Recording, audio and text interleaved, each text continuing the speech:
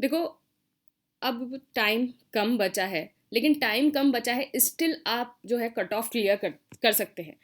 लेकिन इसके लिए आपकी अपने प्रिपरेशन को स्ट्रैटेजाइज करना पड़ेगा, उन चीज़ों में इनपुट देना पड़ेगा जहाँ से आपको आउटपुट ज़्यादा मिले। तो हम इस वीडियो में यही डिस्कस करेंगे कि किन चीज़ों को आपको अभी ज़्यादा फोकस करना है जिससे आपको आउटपुट मिले और आपका जो कट ऑफ है वो आसानी से निकल जाए। तो देखो, सबसे पहले आपको क्या फोकस करना है। ओके, तो सबसे पहले आपको क्या फोकस करना है, PYQs।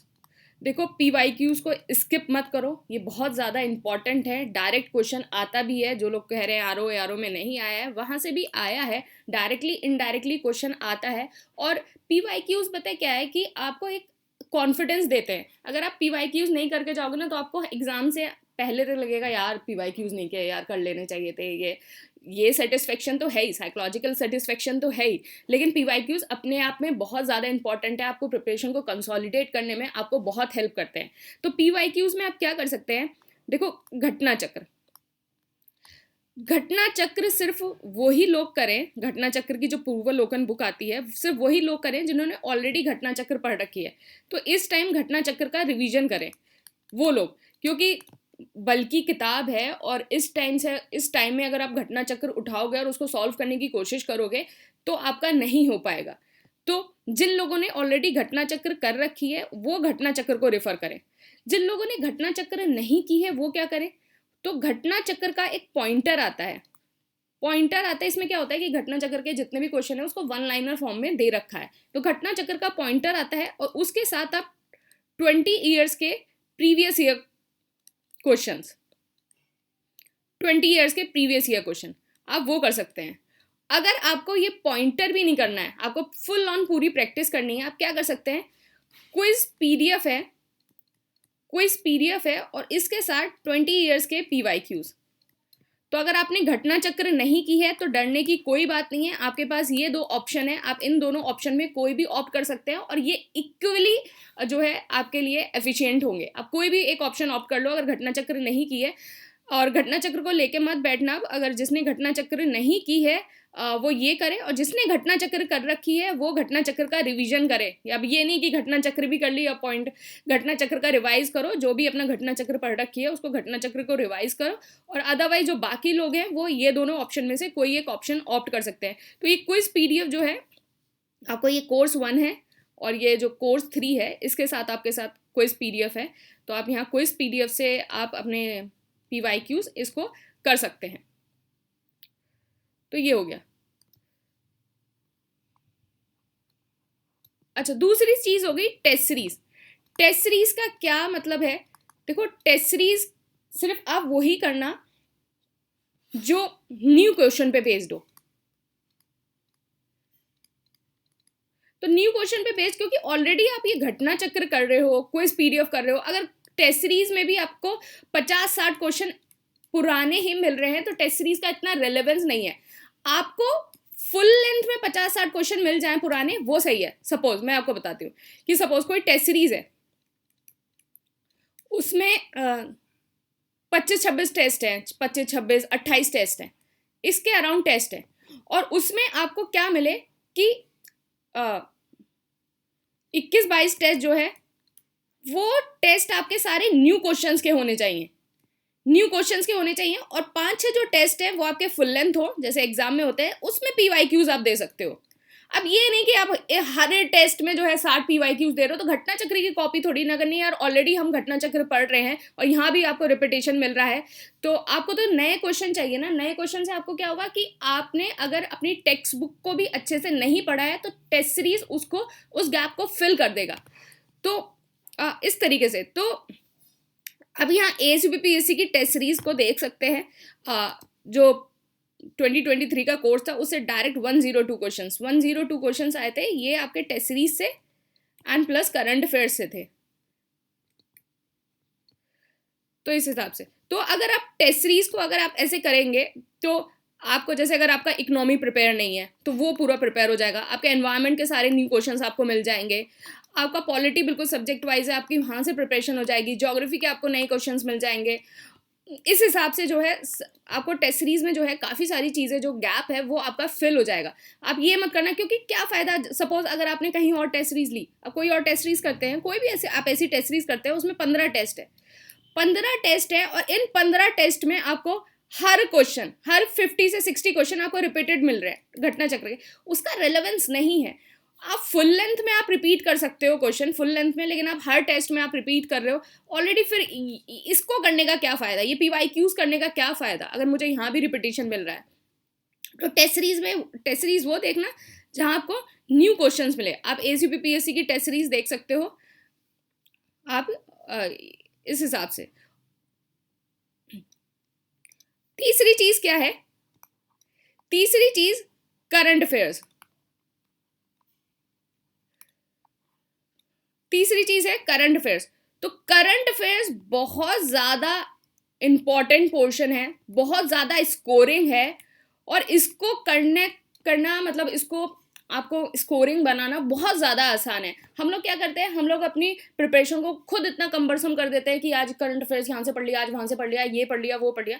इस सबको करने की कोई ज़रूरत नहीं है। आप पहले तो मैं बता रही हूँ कितने महीने के, तो मिनिमम 6 मंथ्स के करंट अफेयर आप पढ़ सकते हैं, और मैक्सिमम 8 मंथ्स के। तो देखो, इतने के तो कर ही लेना, 6 मंथ्स के तो मस्ट है, इतने के तो कर ही लेना। 8 मंथ्स के ना भी हो तो 6 मंथ्स के तो मस्ट है। 6 मंथ्स के करंट अफेयर आप बिल्कुल अच्छे से इसको कर लीजिएगा, बिल्कुल एकदम। 6 मंथ्स के तो एकदम मस्ट है। ये आपको अगस्त से लेके जनवरी तक करने हैं। फेब्रवरी वाला करंट अफेयर इतना आएगा नहीं, तो जस्ट आपको एज अ ग्लांस व्यू अगर आपको देखना है तो आप देख सकते हैं, लेकिन 6 मंथ्स के तो मस्ट है, मैक्सिमम 8 मंथ्स के आप कर सकते हैं। तो देखो, कुछ ईयरली बुक्स आती हैं मार्केट में, कुछ ईयरली बुक्स मार्केट में आती हैं, वो आपको क्या देती हैं, वो आपको 12-12 महीने के करंट अफेयर्स देती हैं। सपोज 1 जनवरी 2023 से 1 जनवरी 2024, इस टाइप को ईयरली बुक में आपको करंट अफेयर्स मिलते हैं। आपका 2023 का पेपर कब हुआ था, 14 मई को हुआ था ना। उसमें आपके कौन कौन से महीने के करंट अफेयर्स ज्यादा आए थे, जनवरी, फरवरी, मार्च, अप्रैल का तो नहीं आया था। तो ये जो बुक है, इसमें से आप 3 महीने के करंट अफेयर आप एक्स्ट्रा पढ़ रहे हो, आपको पता ही नहीं चलता, क्योंकि उसमें मंथ वाइज तो कुछ होता नहीं है ईयरली बुक में। तो आप 3 महीने के करंट अफेयर आप एक्स्ट्रा पढ़ जाते हो। तो मैं हमेशा बोलती हूँ कि आप मंथली करंट अफेयर पे ज़्यादा फोकस करो। मंथली करंट अफेयर से आपको पता चलता है कि किन चीज़ों पे आपको फोकस करना है, किन चीज़ों पे आपको फोकस नहीं करना है। तो मैंने बता रखी है आपको सोर्सेज कि कौन कौन से सोर्सेज हैं, आप वो सोर्सेज फॉलो कर सकते हो। अदरवाइज आप ACPPSC वाले करंट आप कर सकते हो। ACPPSC वाले आप करंट करोगे तो ये देखिए, ACPPSC वाले करंट है, और अगर आपने ये कर लिया तो this is the single source. इसके अलावा कुछ भी करने की ज़रूरत नहीं है, कोई भी ईयरली मैगजीन पढ़ने की ज़रूरत नहीं है, कोई भी मंथली मैगजीन करने की ज़रूरत नहीं है, कोई भी क्विज लगाने का ज़रूरत नहीं है, कुछ भी करने की ज़रूरत नहीं है। दिस करंट अफेयर अपने आप में जो है सफिशेंट है। और अगर आपको ये नहीं करना है, तो मैंने सोर्सेज वाले वीडियो में बता रखा है कि कौन से करंट अफेयर आपको फॉलो करने हैं, तो आप वो कर सकते हैं। तो आई स्टिल सजेस्ट कि मंथली वाले ही करना। 6 to 8 मंथ्स के जो है करंट अफेयर्स, आप 6 मंथ्स के तो मस्ट ही हैं, बाकी 8 मंथ्स के आप देख सकते हैं। तो इस हिसाब से करना। तो ये टेस्ट सीरीज और करंट अफेयर 102 क्वेश्चन जो है प्रेडिक्ट हुए थे यहाँ से। तो अगर आप ये करंट अफेयर करेंगे तो आपको कुछ और सोर्स रेफर करने की ज़रूरत नहीं है। तो मुझे लगता है, आई होप आपको समझ में आ गया होगा किस तरीके से अपनी प्रिपरेशन को आपको स्ट्रैटेजाइज करना है, PYQs आपको किस तरीके से करने हैं, आपको टेस्ट सीरीज को कैसे करना है, और आपको करंट अफेयर्स को करना है। इन 3 चीज़ों पे ही फोकस करिए। देखो, आपके PYQs से सारे ओल्ड क्वेश्चन हो जाएंगे, टेस्ट सीरीज से आपके सारे न्यू क्वेश्चंस हो जाएंगे, न्यू क्वेश्चंस, और ये कहीं ना कहीं आपका जो है कंपनशेट करेगा आपकी टेक्स्ट बुक को। क्योंकि टेस्ट सीरीज में जो सारे क्वेश्चन है वो आपके टेक्स्ट बुक से ही लिए गए हैं, कि पूरा लक्ष्मीकांत का जो टेक्स्ट है वहाँ से पूरा क्वेश्चन बनाया गया है, आपके स्पेक्ट्रम के टेक्स्ट से पूरा क्वेश्चन बनाया गया है, आपके लूसेंट जनरल साइंस से। तो ये कहीं ना कहीं आपके जो टेक्स्ट बुक है, टेस्ट सीरीज जो है उसको कंपनसेट करेगा। साथ में आपको करंट अफेयर करना है। तो अगर आपने टेक्स्ट बुक को भी इतना ज़्यादा फोकस नहीं किया, आपको टेस्ट सीरीज के जो है एक्सप्लेनेशन पढ़ लीजिए, इस टाइम में एक्सप्लेनेशन पढ़ दीजिए अच्छे से, बिल्कुल, कि जो लिखा है वो लिखा है, अच्छे से पढ़ लो। तो आपकी कहीं ना कहीं आपकी जो टेक्स्ट बुक है उसको आपको कहीं कहीं ना कहीं ये कंपनसेट कर देगा। तो ये 3 चीज़ों पे आपको फोकस करना है, PYQs, test series and current affair. चलिए, तो इस तरीके से आपको ये फोकस करना है। मुझे लगता है आपको समझ में आ गया होगा सारी चीज़ें, और बाकी ये कोर्स की डिटेल है, आप इस नंबर पर व्हाट्सएप या टेलीग्राम करके ज्वाइन कर सकते हैं।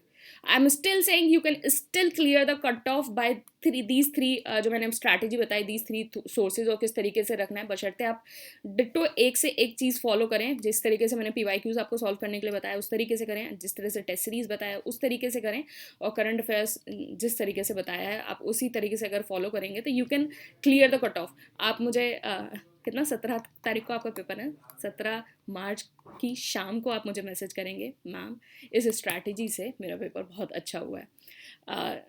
तो फिर ठीक है, आप इस तरीके से आप चीज़ों को फॉलो करिए। बाकी और कोई डाउट हो तो आप मुझे कमेंट बॉक्स में लिख सकते हैं। You can still contact me on Telegram, and इस तरीके से आप अपनी प्रिपरेशन को रखिए। Thank you and all the best.